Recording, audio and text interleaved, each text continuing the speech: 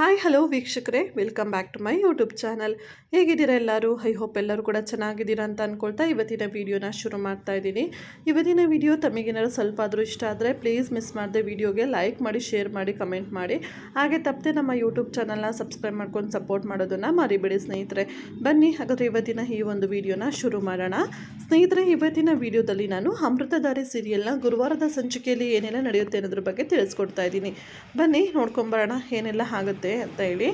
So ನೀವು last ವಿಡಿಯೋದಲ್ಲೇ ನೋಡಿರುವ ಹಾಗೆ ಅಮೃತಧಾರೆ ಸೀರಿಯಲ್ನಲ್ಲಿ ಗೌತಮ್ ಅವರ ಮನೆಯಲ್ಲಿ ನೈಟ್ ಯಾರೋ ಬಂದಿರ್ತಾರೆ ಅನ್ನೋದ್ರ ಬಗ್ಗೆ ಗೌತಮ್ ತುಂಬಾ ತನಿಖೆನ ಮಾಡಿರ್ತಾನೆ. ಆದರೆ ಅವನಿಗೆ ಎಕ್ಸಾಕ್ಟಾಗಿ ಏನು ಇನ್ಫಾರ್ಮೇಷನ್ ಸಿಕ್ಕಿರೋದಿಲ್ಲ. ಸೊ ಇವತ್ತಿನ ಸಂಚಿಕೆಯಲ್ಲಿ ಆನಂದ್ ಅಂದರೆ ಅವ್ರ ಗೆಳೆಯ ಹಾಗೆಯೇ ಗೌತಮ್ ಇಬ್ಬರು ಕೂಡ ಡಿಸ್ಕಸ್ ಮಾಡ್ತಾ ಇರ್ತಾರೆ ಮನೆಯಲ್ಲೇ. ಆವಾಗ ಆನಂದ್ ಹೇಳ್ತಾ ಇರ್ತಾನೆ, ಅಲ್ಲೋ ಗೆಳೆಯ, ಇಷ್ಟೊಂದು ಟೈಟ್ ಸೆಕ್ಯೂರಿಟಿ ಇದೆ, ಇಷ್ಟೊಂದು CCTV ಕ್ಯಾಮ್ರಾ ಇದೆ, ಇದ್ರ ಒಳಗಡೆನೂ ಕೂಡ ಯಾರೋ ಬಂದೋಗಿದ್ದಾರೆ ಅಂದರೆ ಏನು ಅರ್ಥ? ಅದು ಅವರಿಗೆಲ್ಲ ಬಂದು ಹೋಗಕ್ಕೆ ಹೇಗೆ ಸಾಧ್ಯ? ಅದರಲ್ಲೂ ಕೂಡ ಅವ್ರ ಉದ್ದೇಶ ಏನಾದ್ರು ಬರೀ ಕಳ್ತನ ಮಾಡೋದಾಗಿದ್ದರೆ ಅವ್ರು ಯಾಕೆ CCTV ಆರ್ಟಿಸ್ಟ್ನು ಕೂಡ ತಗೊಂಡು ಹೋಗ್ತಾಯಿದ್ರು?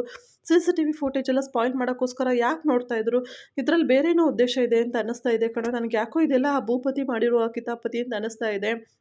ಅವನೇನು ಹೇಳಿದ್ದ ಹೇಳು, ನಿನಗೆ ನಾನು ನೆಮ್ಮದಿಯಾಗಿರೋದಕ್ಕೆ ಬಿಡೋದಿಲ್ಲ, ನೀನು ನೆಮ್ಮದಿನ ಹಾಳು ಮಾಡ್ತೀನಿ ಅಂತ ಹೇಳಿದ್ದ.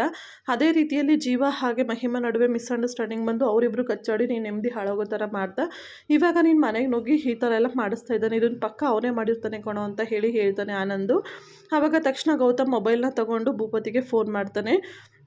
ಅಲ್ಲ, ನಿನ್ಗೇನು ಮನುಷ್ಯತ್ವ ಇದೆಯಾ ಇಲ್ವಾ? ನಾನು ನೆಮ್ಮದಿ ಹಾಳು ಮಾಡಬೇಕು ಅಂತ ಹೇಳಿ ನಿನ್ನ ಕಡೆಯವರೆಲ್ಲ ಮನೆಗೆ ಕಳಿಸ್ಬಿಟ್ಟು ನೈಟ್ ಟೈಮು ಈ ಥರ ಎಲ್ಲ ಮಾಡ್ತೀರ, ನಿಂಗೆ ಇಷ್ಟು ಚೀಪ್ ಮೆಂಟಾಲಿಟಿನ?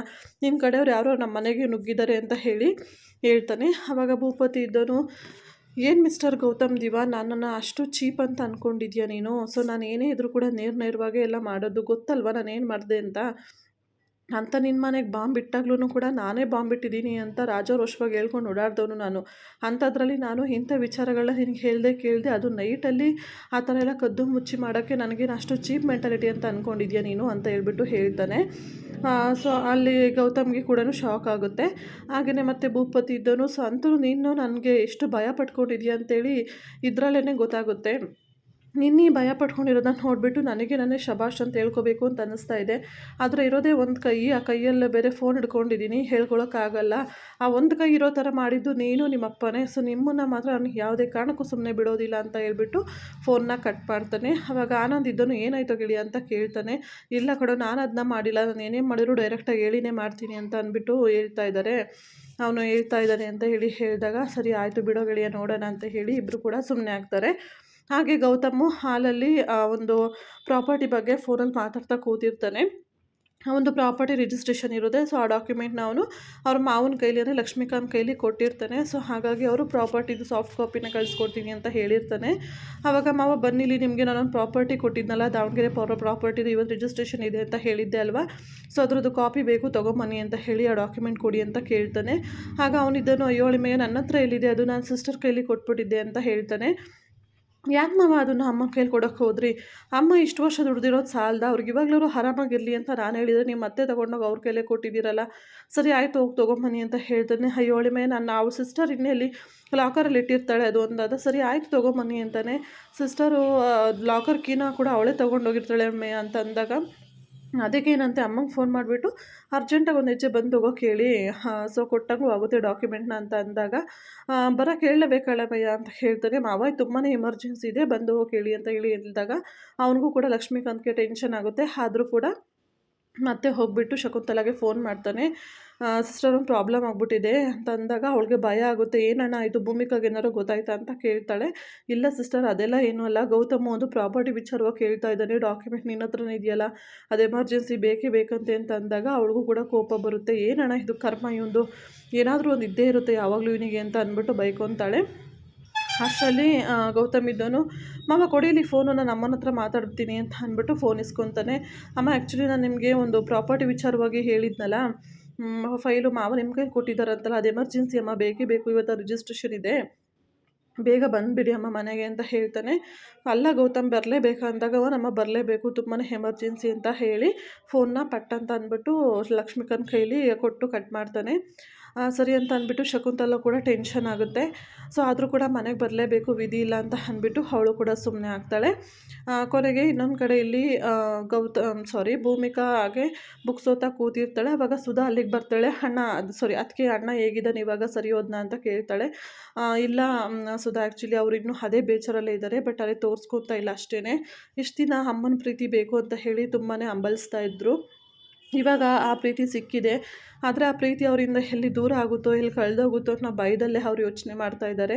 ಆದರೆ ಯಾರ ಹತ್ರನೂ ಹೇಳ್ಕೊತಿಲ್ಲ ಅಂತ ಹೇಳ್ತಾಳೆ. ಅಣ್ಣನೇ ಹಾಗೆ ಅದಕ್ಕೆ ಅಲ್ವಾ ತಾಯಿ ಪ್ರೀತಿ ಅಂತ ಹೇಳೋದು. ಸೊ ತಾಯಿ ಪ್ರೀತಿ ಅಂದ್ರೇ ಹಾಗೆ.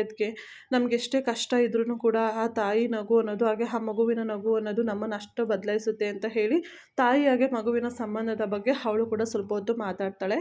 ಅದನ್ನೆಲ್ಲದನ್ನು ಕೇಳಿಸ್ಕೊಂಡಿದ್ದಂತಹ ಭೂಮಿಕಂಗೆ ಒಂದು ಕನಸು ಉಟ್ಕೊಳ್ಳುತ್ತೆ. ಅಂದರೆ ನಾವು ಆ ತಾಯಿ ಪ್ರೀತಿ ಮೀನ್ಸ್ ಆ ಮಗುವಿನ ಪ್ರೀತಿ ಅಷ್ಟು ಚೆನ್ನಾಗಿರುತ್ತಾ, ನನಗೂ ಕೂಡ ಆ ಪ್ರೀತಿ ಸಿಗಬೇಕಲ್ವಾ ಅಂತ ಅಂದ್ಬಿಟ್ಟು ಮನಸಲ್ಲೇ ಅಂದ್ಕೊಂಡು ಖುಷಿ ಪಡ್ತಾ ಇರ್ತಾಳೆ.